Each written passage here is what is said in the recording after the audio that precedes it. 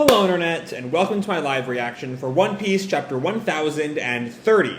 When we last left our heroes, Sanji basically ran away from Queen in a panic after realizing he was starting to gain the sort of abilities that his siblings have, and is worried those new abilities might come with their cold-heartedness on top of that. We sort of leave Sanji there. He's increasingly impervious to attacks. And we cut to Kid and Law versus Big Mom, where Kid is just dealing with some splitting headaches. We find out when we cut to Killer and Hawkins that it's because Hawkins, using his sort of straw connection to Kid, is just banging his head against a wall over and over again. While Killer can't do anything because, you know, if he hits Hawkins, he will hit Kid as well. But he works out a bit of Hawkins' ability and realizes that because Kid has no left arm, he can do whatever he wants to Hawkins' left arm and will not damage Kid. And so he just chops off Hawkins' arm. And apparently that happened to be where Hawkins was hiding the, straw doll connecting him to Kid, which is a really poor choice, I suppose, but is what happened. And therefore, there is nothing protecting Hawkins, allowing Killer to finish the job, putting Kid back in the fight with Big Mom. So with that, let's dive right on in Chapter 1030, echoing the impermanence of all things. And our cover picture here is of Brook, fitting that tonight is Halloween. Brook, careful not to step on a line of army ants. It's a cute bit. We see the ants like an actual army crawling over, or marching over Brook's shoes. It's a cute thing. It's fun. Anyway, we open with someone saying, "I'm guessing that you're a Navy spy." And we see they're in the cave chamber that I don't think we've seen before. But that doesn't matter at this point.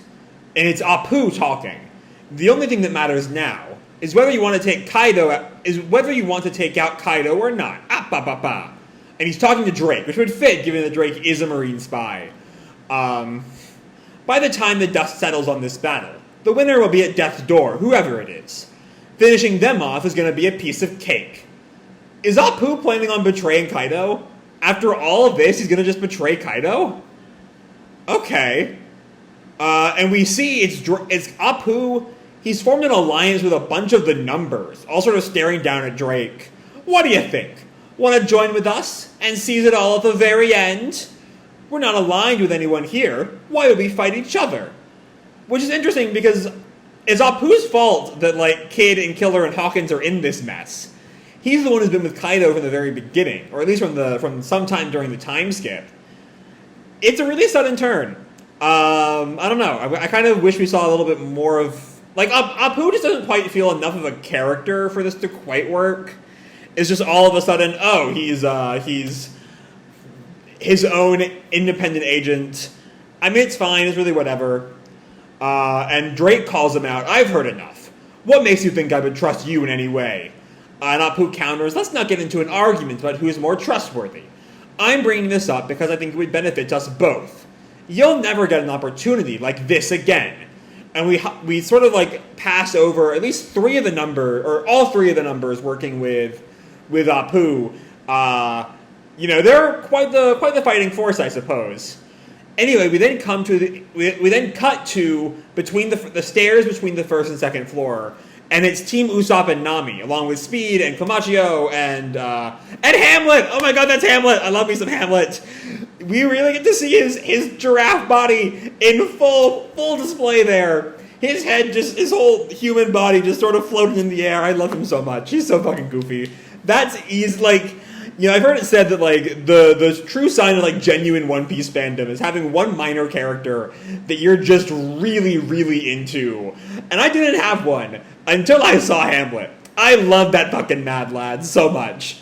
Anyway, we see Komachio's on Hamlet's giraffe back. I think being held up by someone in the back. I can't quite tell who that is though.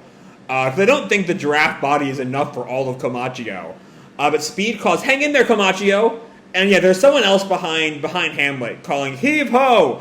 And Hamlet also, heave ho! And then I think that's the other brainwashed gifter, I think. I forget his name. The one with the sort of horns on his head. Hurry, before the fire catches up to us. That might also be Nami, by the way. The two of them are right next to each other. And then they see something. Usopp does. Gah! It's a freakish monster! He readies a slingshot. Huh? And Nami turns back. Ah! It's a leg monster! It's all legs! Wasn't that... No, because that was part of Law's ability, right? I'm thinking back to Kinemon. When we first saw Kinemon, he was just a pair of legs, and the torso was separate, right? Way back in Punk Hazard. But that was Law's ability, so it's not Kinemon doing that. And given that Law has not been anywhere near Kinemon lately, I don't really know who this would be. It's clearly someone from Wano, given the outfit. Anyway, the legs call, "Whoever you are, save me!" Shocking Nami and Usopp. Wait a second, what are you doing here? I know you, that's Kinemon! Oh, it is Kinemon? When did Law get to Kinemon to cut him in half? And Kinemon's legs scream, huh? Who goes there? I am Kinemon. I am searching for my friends. It's nice to know that Kinemon's alive, I guess. But I thought Kinemon's ability was only, the clothes thing. But Usopp, tackles him. I am your friend! It's me, Usopp! And we see Usopp, looks at his hands, they're covered in blood. And he asks, there's so much blood! Are you alright? He can't hear you, Usopp. I think this is Nami. His ears are over there. Oh, yeah. Wait, what happened to him? Because last we saw him, he was seemingly possibly killed by Kaido.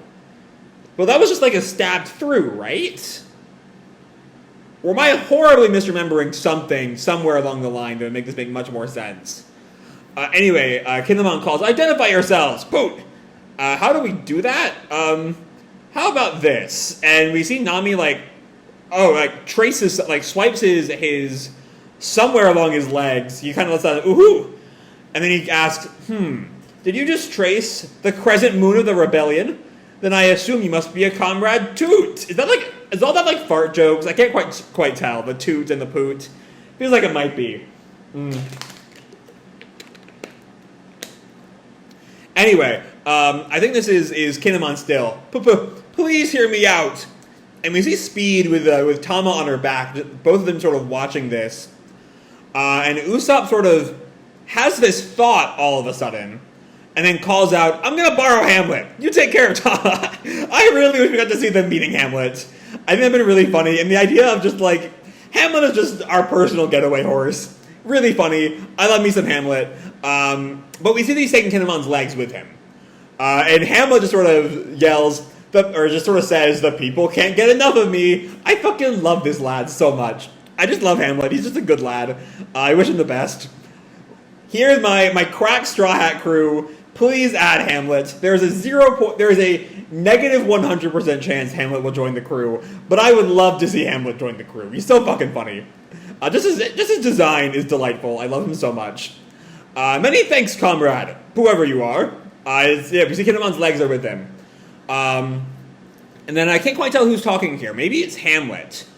On the first floor... Oh, no, this is Kinemon sort of filling in Usopp, I think, as to where he was. On the first floor, there's a ladder to the crawl space in the left tower as you face the castle. My friend is barely breathing and needs urgent help. Kiku's alive! We see in the crawl space, there's Kiku. She's, battered, bleeding, but still standing. And we see Kinemon, whose torso is still there. Okay. Hold on a bit longer, Kiku. I have found some of our allies. It's hard to believe that I still live with my torso severed. After Sir Law cut me in two, perhaps I was never properly attached again. I mean, I guess that works. I guess.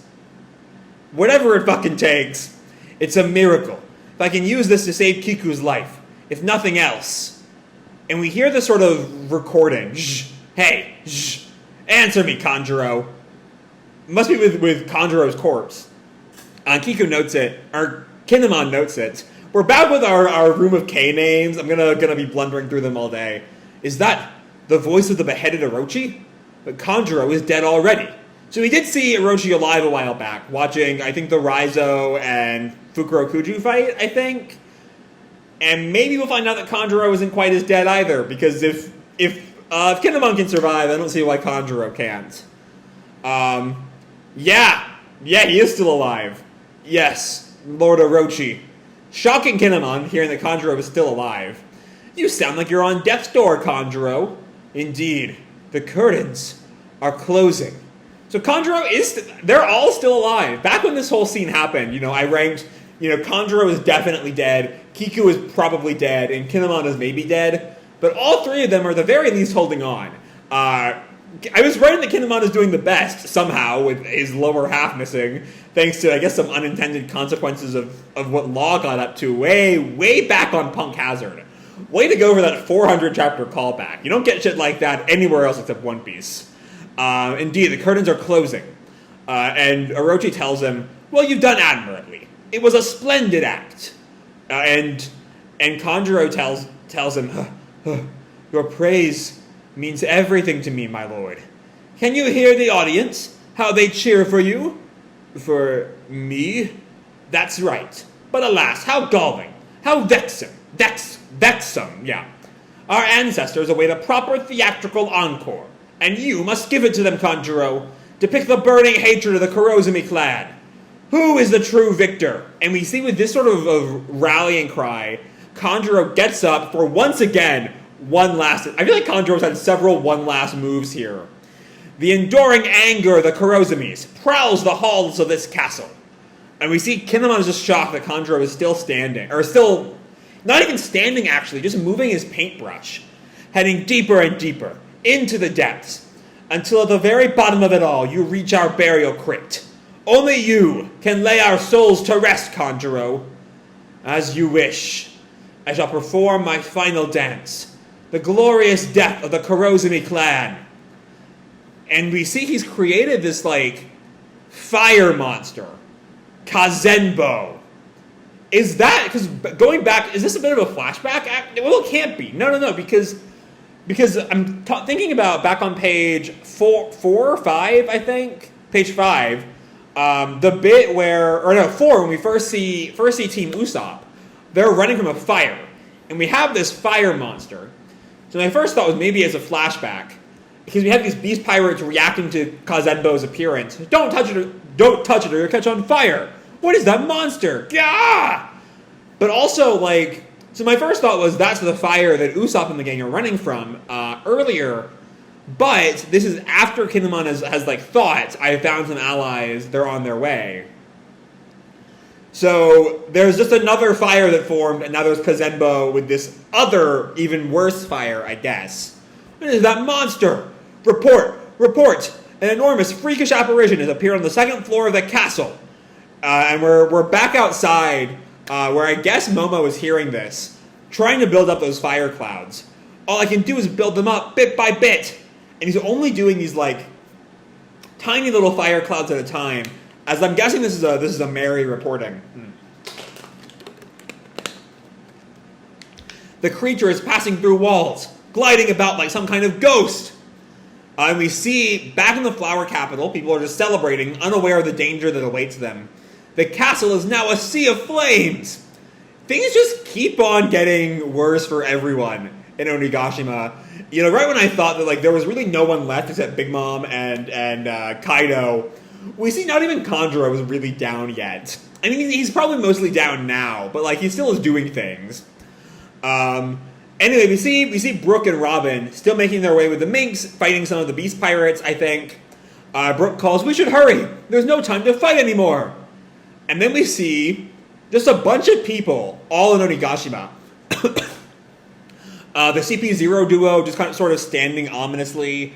We see Marco just kind of, vibing. Izo shooting some fucker. Kazumitsu and his blade.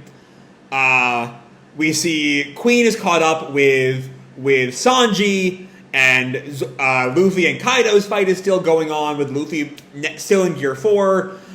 Zoro holding on against King's blades. Which are these? I had forgotten about King and Queen, I will say, when I mentioned just Kaido and Big Mom being left. That's my bad. But I thought that these three in the Big Mom fight were really all that was left of this arc. But no, there is always more to Wano. I think whose laugh is goo hoo hoo hoo? Because I know Kaido's is wo ro ro ro. Is Orochi's goo hoo hoo hoo? Because that'll make the most sense right now. Goo!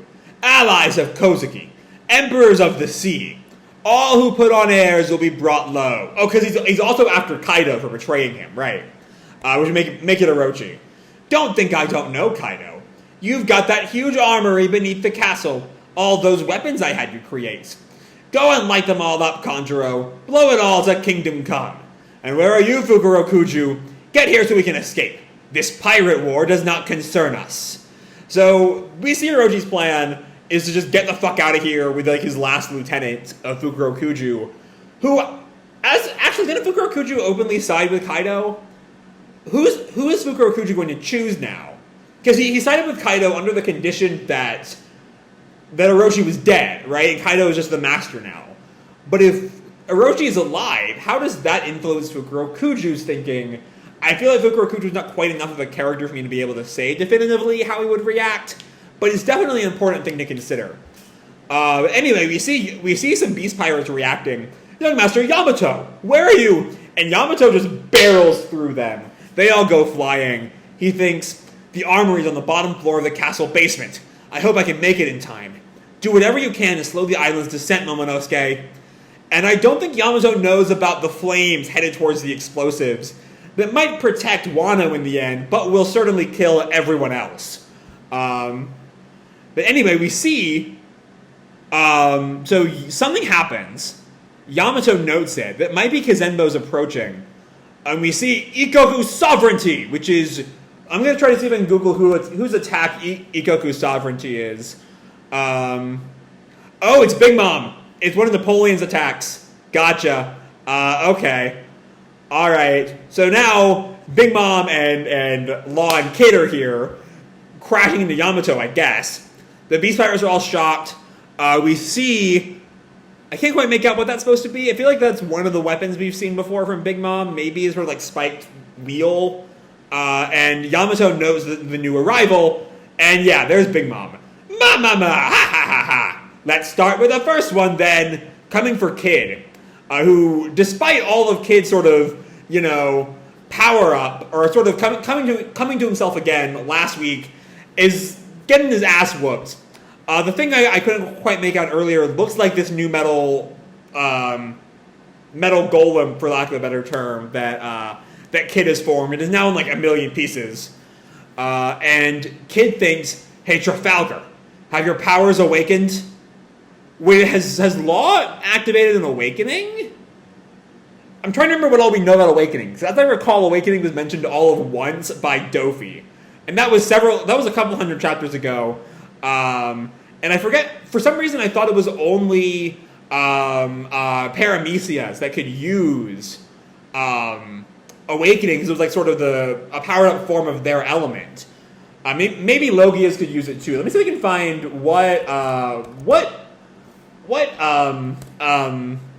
type of devil fruit is the Op fruit, because like I'm not quite sure what it would be. It doesn't quite. Oh, it is a Paramecia type according to the wiki, which is nice. It's just like I'm not quite sure what he really is. What is his element? And the way like Luffy has his rubber and Kid is like, what is it, metal, I guess? Or no, it's magnetism, right? I don't know. It's just like Law's abilities are sort of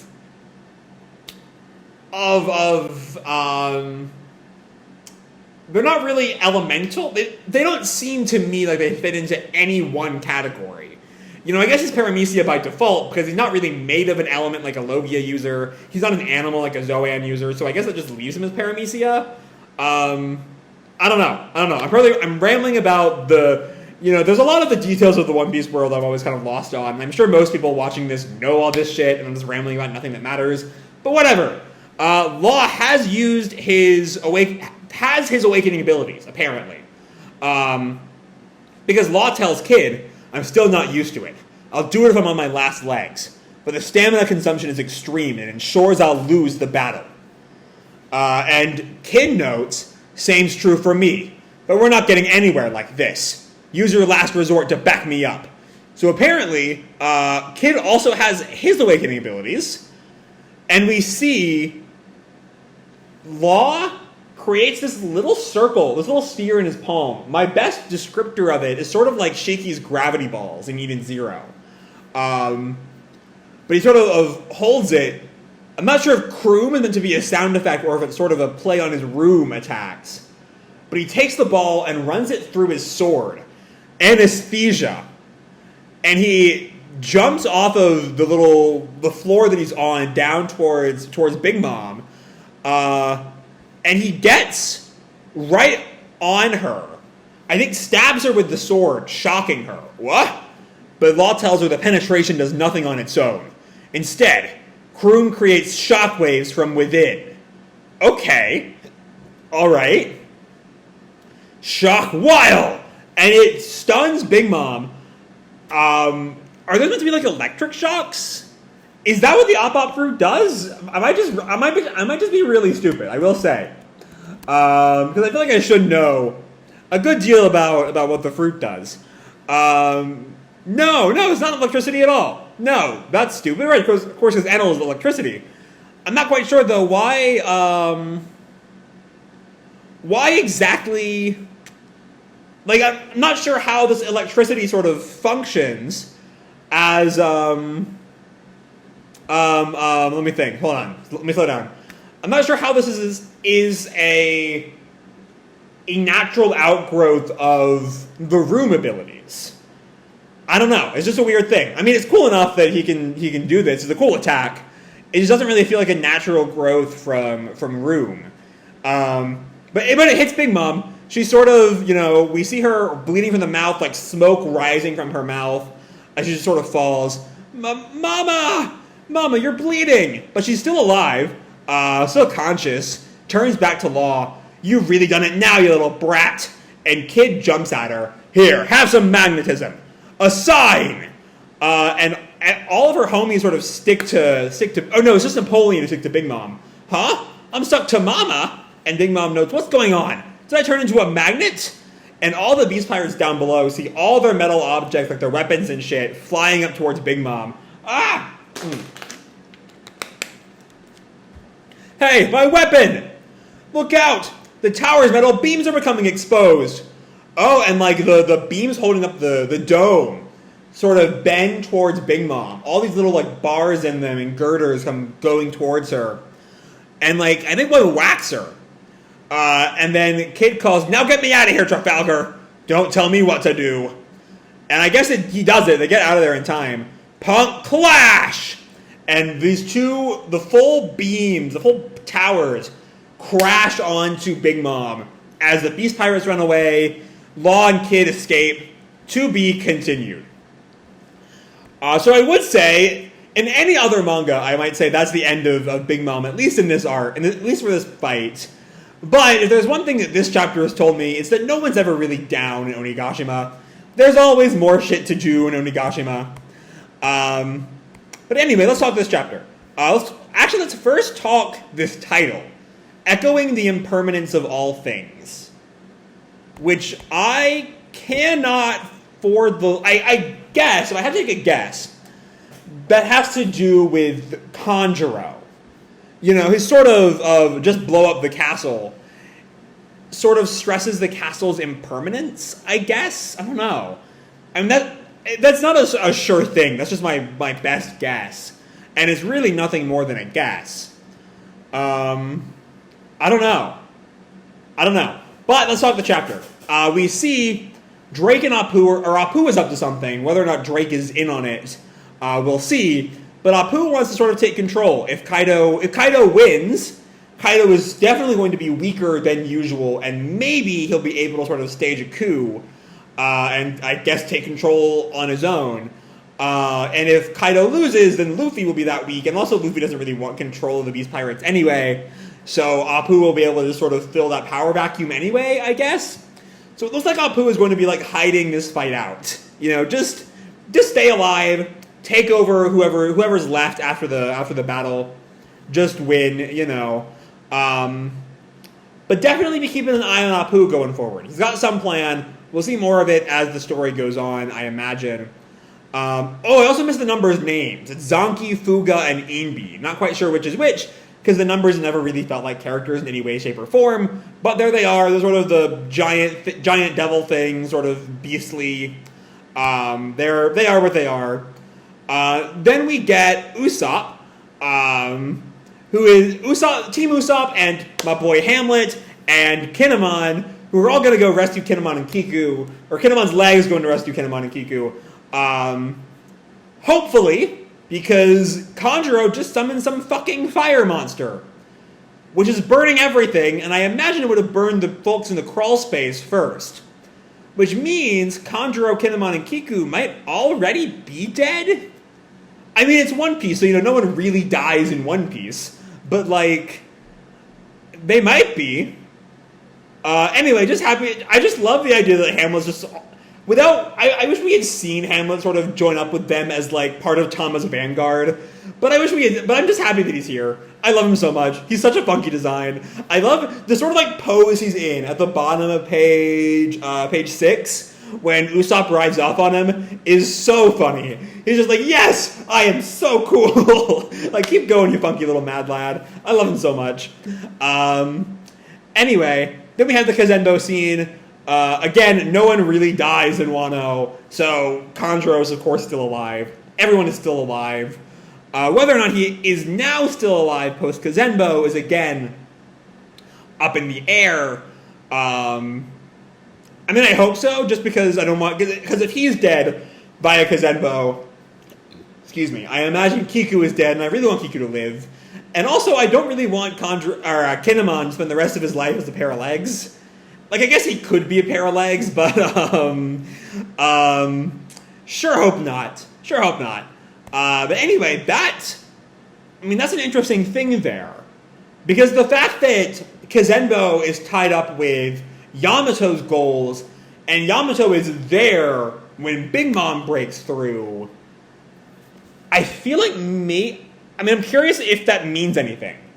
If Yamato... Or if Big Mom is at least down for now, and so Kid and Law will join up with Yamato or something. I don't know.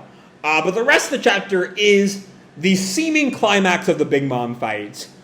And it's debatable if that is the climax of the Big Mom fight, because it is just, at the very least, given what Law and Kid told each other on pages 14 and 15, it's the end of Law and Kid versus Big Mom.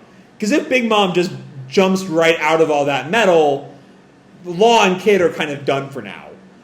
They're out. As Law says, the stamina consumption is extreme, and it ensures I'll lose the battle, and Kid responds, same's true for me. I guess... if Big Mom is not down, Law and Kid are right about to be. Unless Yamato steps in, but Yamato does not have time for that, because he has to make it to the basement, especially with Kazenbo right on the way. I don't know. Even as Onigashima is starting to wrap up, there are still just so many moving parts here that what happens next is kind of anyone's guess. Also, Big Mom might just be down. It would feel kind of anticlimactic for Big Mom to fall in the last 4 pages of a chapter that's not really about her at all. But I guess it could happen. One of my issues with Onigashima as a whole feels like so much of it is just here's the bare bones and the anime will fill it out later. So maybe this is just being here so the anime can fill it out later. I hope not. I hope that the manga is allowed to sort of stand on its own and not require the anime to be as good as it could be, because that's just a bad choice, just in general. But whatever, I'm sort of harping on something that might mean nothing. I don't know. There's just a lot going on here. And we'll have to sort of wait and see how it will all play out. Thankfully, no break next week. We're going to be right back here on Sunday, and that'll be fun. I can't wait to see how all of this plays out with all these moving pieces just sort of slamming around each other. So that's all I have to say for this video. Hope you all enjoyed the chapter and the video itself. If you did, feel free to drop me a like or subscribe. Do whatever makes you happy, And as always, your life is your own, okay? Bye!